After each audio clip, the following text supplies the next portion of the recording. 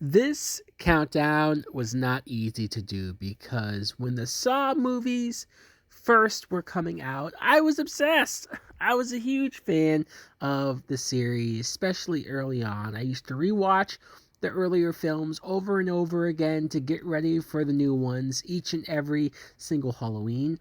So now, all these years later, going back to the franchise, going back and looking at these movies and objectively saying, hey, which one of these are actually good and which ones kind of suck.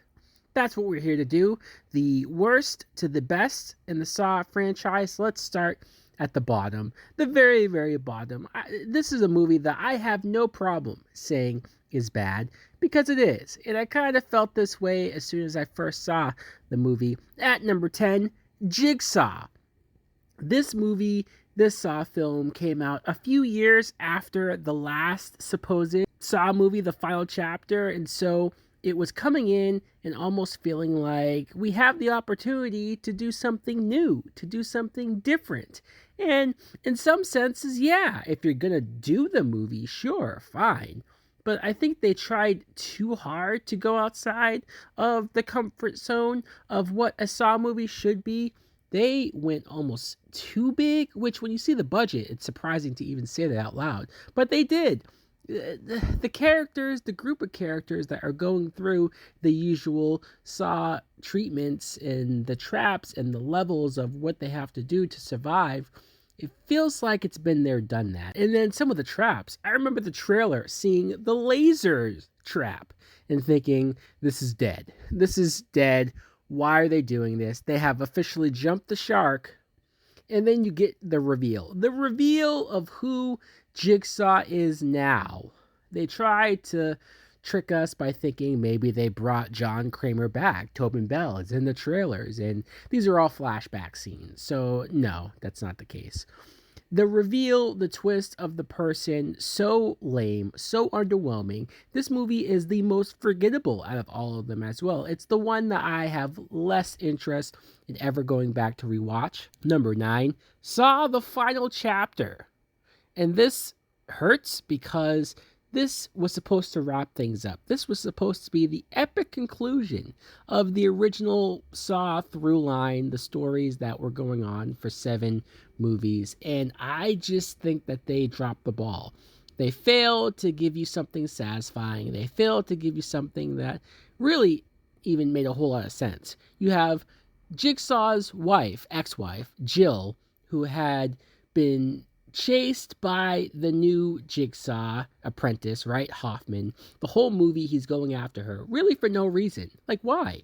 The fact that Jill does indeed die at the end from the bear trap. I mean, sure, it's the first time we get to see the reverse bear trap actually work on somebody, but talk about the character who didn't deserve this the most. And Hoffman's end was unsatisfying because of after all of the messed up things that he's done, after all of the things that he's done that he shouldn't have done, he's disobeyed the rules, he's killed people he shouldn't have killed. We don't even really see his death. He gets locked into the bathroom. I know it's the bathroom from the first movie, so it's supposed to be iconic, but I want to see this motherfucker die. He should have had the bear trap on him, on his face. And bringing back Gordon. I know we had, as fans, been highly awaiting, are we ever going to see Carrie Elway's back? Are we ever going to see what happened, the fate of Dr. Gordon? And sure, it's cool that we finally got it, but I would argue that it was probably 5 movies too late. It took way too long. And the idea that Gordon just became another apprentice of Jigsaw. There's so many apprentices of Jigsaw that it's hard to keep track. It's hard to even see if I care a whole lot. At number 8, Saw 5.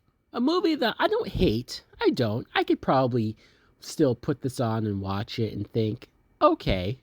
But again, Hoffman as the main apprentice, the main guy who's trying to get away with being the new Jigsaw. I don't know if I find this actor to be all that engaging or all that interesting enough to take over the reins and be the new leader and be the new guy that's going up against everything. And Special Agent Stram, I like the actor, but he makes some numerous mistakes. I mean, sure, he's able to somehow get out of that glass head trap thing. That's impressive. But the whole film, it just seems like he's purposely 12 steps behind on Hoffman. And so when you get to the end and the big twist, this movie, in fact, has one of the most underwhelming twists in the sense of there is no twist. It's just Stram doing something really dumb and getting himself killed. Number 7, Saw 4. I think I was a little underwhelmed when I first saw it because it was following the first 3. I do think Agent Rig is a very cool character. I like the actor a lot. I wish that they had done more with him being the main character. His whole test is he tries to save everyone. And when you compare him to other people that Jigsaw usually likes to target or go after, he usually goes after, let's say, a dirty cop or somebody doing the wrong thing. How is wanting to save everybody a bad thing? I know you could argue that maybe he's neglecting his wife or he's not prioritizing certain things well, but does that mean that he deserves to die or that he deserves to be put in the situation?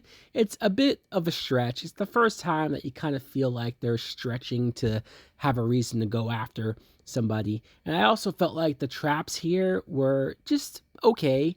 And especially the reveal of Hoffman being the killer. At this point, especially, Hoffman was not that well established, and maybe that's the point, to be surprising. Sure, finding out that this took place at the same time as 3, that was cool. But other than that, not the greatest. Number 6, Spiral, the Book of Saw. Now, here is what I think Jigsaw should have been, or at least should have tried better at. You have Chris Rock, who seemingly was a big fan of the franchise himself, and he took it upon himself to go to the studio and say, hey, I have my own idea. I have a story in mind. I want to take Saw and do a whole new story with it. I appreciate that. Yes, you have hints and mentions of at least the original film and the Jigsaw character, but it's not trying to tie itself so much to that, and it's not trying so hard to connect to it. It really is a sequel in spiritual sense, and that's really it. I found it interesting that, for example, dirty cops were being targeted. I think Chris Rock and Sam Jackson do a pretty good job with it. Number 5, Saw X. This is the newest Saw film in the series, and I think I just appreciated, after how most of the lower numbers of this entry you could see that are the newer movies. So I think I just appreciated how Saw X tried to make it more story oriented, tried to make it more about Tobin Bell, Jigsaw, John Kramer dealing with his cancer, and how much it's weakening him, affecting him, and how desperate he is to maybe find some sort of cure, as crazy as it sounds. I like the idea that you follow Jigsaw as the main character for like the first time, going after horrible people because of the horrible things that they're doing. And so when you see them in traps, you kind of don't feel bad, even though it's pretty brutal. Bringing back the character Amanda and just having this movie take place in the earlier timeline of the series was a big plus. Number 4, Saw 6. Surprisingly, one of the later movies that I think is very strong, especially when you talk about the main story. When you talk about how Jigsaw came into contact with this insurance company and how they don't really take care of their clients as well as they should. They're quick to drop you because maybe they look at your condition and think, oh, well, there's no real good percentage of success rate, so we're not going to help you out. Sorry. And that's kind of how real insurance companies operate. And so I think this was a good commentary on something that's relevant and relatable and something that's going on a lot that people are dealing with. I think some of the traps that they have the head insurance guy go through, having him make the decisions on who gets to live and die in his own corporation, like people that he worked with and knows, and especially that merry-go-round trap. Holy fuck, was that intense. And did I kind of feel bad for them, but also find it very amusing when they all started to turn on each other. Number 3, Saw 2. This was tough because I wanted to have this even higher on the list. I almost made this number 2 because of how much fun Saw 2 is. This whole idea of the group of characters that are in this house and they're slowly dying because of the gas, so they only have so much time before they have to go through each and every trap that's sort of set up individually for each person. So you have that going on one end, and on the other side you have Donnie Wahlberg, who has caught Jigsaw seemingly, right? And he's interrogating him because, well, Donnie Wahlberg's son is in the house as well.